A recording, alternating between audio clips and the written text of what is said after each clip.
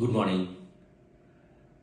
আচ্ছা, আপনার কি কখনো মনে হয়েছে মানুষ আপনাকে সবসময় বিচার করে আপনার পোশাক, আপনার খাবার, আপনার সিদ্ধান্ত, এমনকি আপনার স্বপ্নগুলাও আহ, খুব তাড়াতাড়ি, খুব কঠিনভাবে আপনাকে বিচার করে ফেলে? আপনি হয়তো বা বিচার করে ফেলেন। এটা কি স্বাভাবিক? আচ্ছা, এইটাকে আমরা বলি হচ্ছে জাজমেন্টাল বিহেভিয়ার। জাজমেন্টাল মানে শুধু মতামত দেওয়া না। জাজমেন্টাল মানে হচ্ছে এটা একটা নেগেটিভিটি আমরা প্রমোট করি।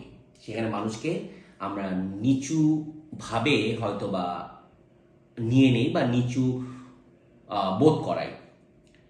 অনেকেই আমরা ভাবি যে আমি তো শুধু বললাম, কিন্তু এই কথাগুলো আসলে মানুষকে গভীরভাবে আঘাত দিতে পারে।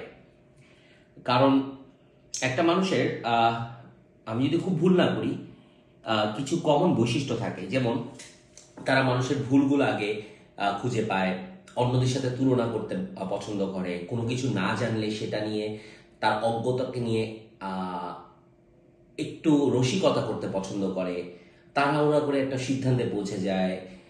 এইটা কি ঠিক, এটা কেন করলো, এই ধরনের কথাবার্তা চলে আসে। অথচ ওই মানুষটার বাস্তবিক প্রেক্ষাপট চিন্তা না করেই এটা একটা মানুষকে অনেক বেশি ডিপ্রেশনে ফেলে দেয়।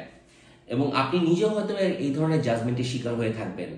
এটা আমাদের মানুষের একটা কমন ট্রেট আমরা বলতে পারি।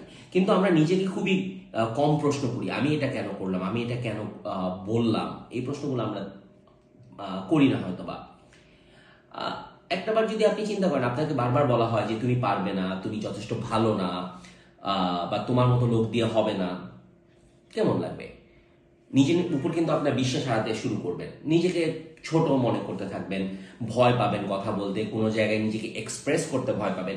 তো এই ইস্যুগুলো হচ্ছে জাজমেন্টের একটা অনেক নেগেটিভ ইস্যু, এবং এইটা একটা মানুষকে অনেক বেশি ডিপ্রেশন এবং স্ট্রেস পর্যায়ে নিয়ে যায়, যেটা আসলে কাম্য নয়। দুশ্চিন্তা আসে, ডিপ্রেশনের ডিসঅর্ডারে ভুগে। এবং অনেক সময় বন্ধুদের মধ্যেও দেখা যায় যে একটা বন্ধু কম জানতে পারে, একটা বন্ধুর হয়তো বা বেড়ে ওঠাটা ওরকম পরিবেশে না হতে পারে, কিন্তু সেখানেও অনেক ধরনের জাজমেন্ট চলে আসে। কেন জানি না, কেন সে জানে না, কেন এই ব্যাপারে সে অজ্ঞ। তো এইটা না করাটাই ভালো আমার কাছে যেটা মনে হয়। কারণ আপনার একটা কথা একটা মানুষের পুরো দিন বদলে দিতে পারে। আপনি মতামত দিন, কিন্তু কাউকে ছোট করে না। আপনি ভুল ধরিয়ে দিন, কিন্তু কাউকে অপমান করে না। আর সবচেয়ে জরুরি যেটা, সেটা হচ্ছে মানুষকে বোঝার চেষ্টা করুন। আমার মনে হয় আরো অনেক কথা বলা যেত, বাট এই পয়েন্টগুলো নিয়ে আমরা একটু কাজ করি, নিজেদেরকে শুধরাই, নিজেদের কথা দিয়ে মানুষকে আঘাত না করি। একটা মানুষ